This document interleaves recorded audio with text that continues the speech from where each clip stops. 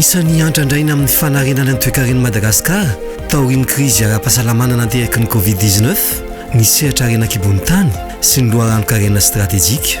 Manamafy izany ny vokatra azo nandritra ny taona 2021 satria nateo aza ny fiaton'ny asa nandritry ny volana maro. Mananika sy 100 no tahapatratrarana ireo tanjona nokinendry teo anivon'ny ministeran'ny arenan-kibon'ny tany sy ny loharano-karena stratéjika.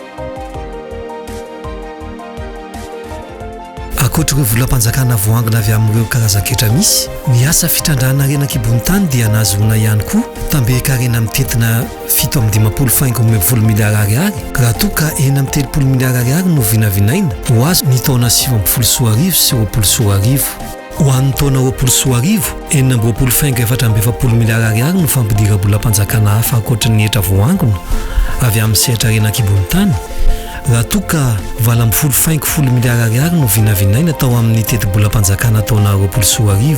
Tafakatra 4.4 ny taha hoentin'ny sehatra ny arenan-kibon'ny tany amin'ny harakarena fahobe raha no vinavinaina 4.7 izany ny taona 2021 nampitomboina ny vola miditra makany amin'ny fondrom-bahoaka hitsinjara-paritra sy ny miditra any amin'ny fanjakana. Narindra ny fitsinjarana ireo tambe-karena miditra ny fanjakana mba hisitrahan'ny fondrom-bahoaka paritra sy ny fanjakana izany bebe kokoa.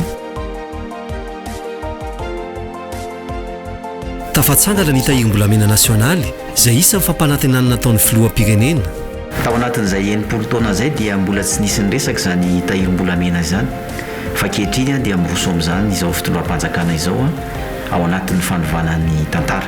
Ny 12 Desambra 2021 no nanomboka mividy volamena ny fanjakana amin'ny alalan'ny Banque Foiben'ny Madagasikara. Mitohy hatrany ny fividianana ireo volamena voatrandraka eto amin'ny nosy izay arahana miasa amin'ny ministera misahana ny arenan-kibon'ny tany ary tombanana hatratra iray taona izany hatramin'ny faran'ny taona 2021.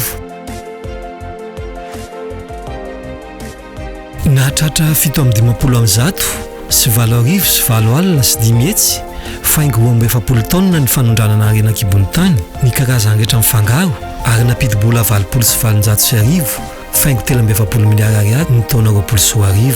Fanadiovana, fanatsarana sy fanavaozana ny paikady napetraka entina hitantanana ny sehatra arenan-kibon'ny tany.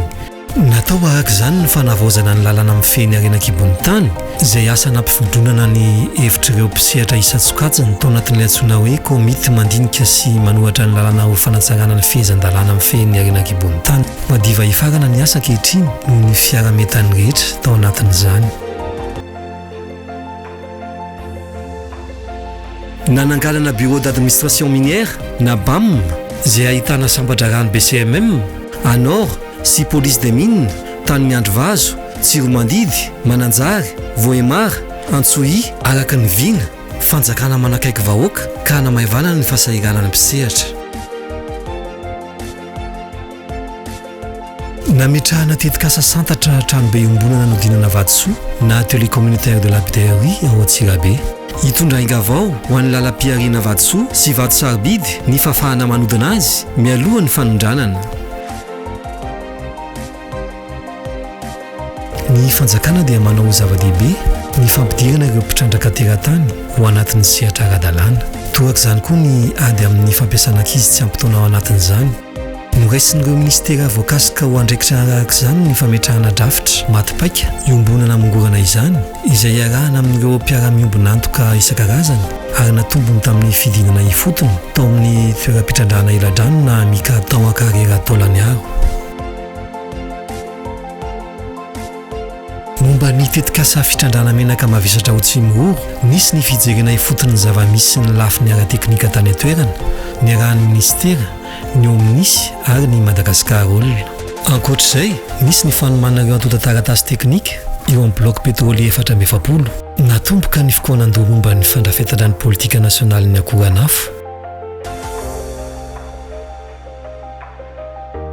Efa miverina ao amin'ny asa famokarana nickel sy cobalt ny tetikasa Ambadovia ary ao anatin'ny fiomanana amin'ny fanondranana raha voaterina piato izany noho ny valana aretina Covid-19.